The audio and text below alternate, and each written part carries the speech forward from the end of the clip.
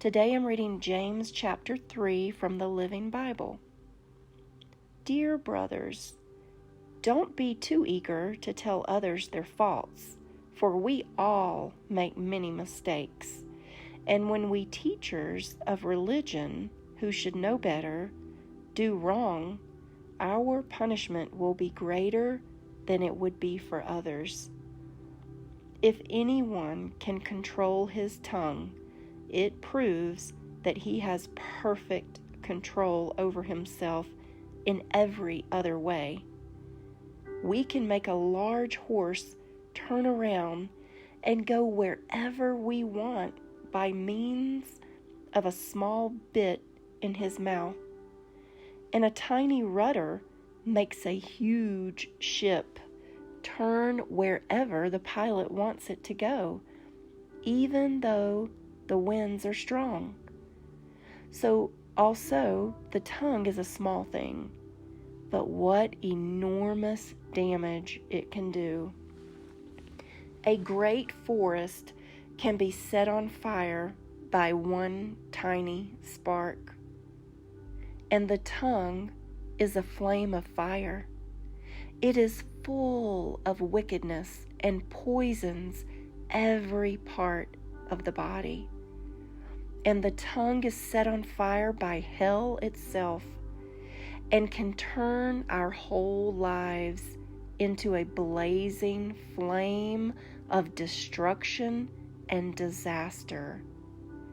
Men have trained or can train every kind of animal or bird that lives and every kind of reptile and fish, but no human being can tame the tongue. It is always ready to pour out its deadly poison. Sometimes it praises our Heavenly Father, and sometimes it breaks out into curses against men who are made like God. And so blessing and cursing come pouring out of the same mouth. Dear brothers, surely this is not right. Does a spring of water bubble out first with fresh water and then with bitter water? Can you pick olives from a fig tree or figs from a grapevine? No. And you can't draw fresh water from a salty pool. If you are wise, live a life of steady goodness, so that only good deeds will pour forth. And if you don't brag about them, then you will be truly wise. And by all means, don't brag about being wise and good if you are bitter and jealous and selfish. That is the worst sort of lie. For jealousy and selfishness are not God's kind of wisdom.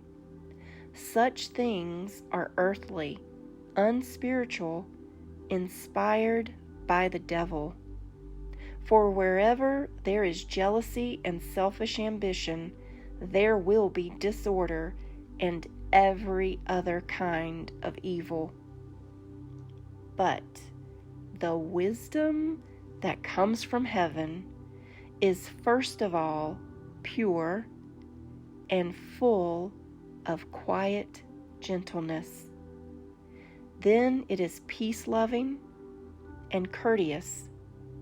It allows discussion and is willing to yield to others. It is full of mercy and good deeds. It is wholehearted and straightforward and sincere. And those who are peacemakers will plant seeds of peace and reap a harvest of goodness.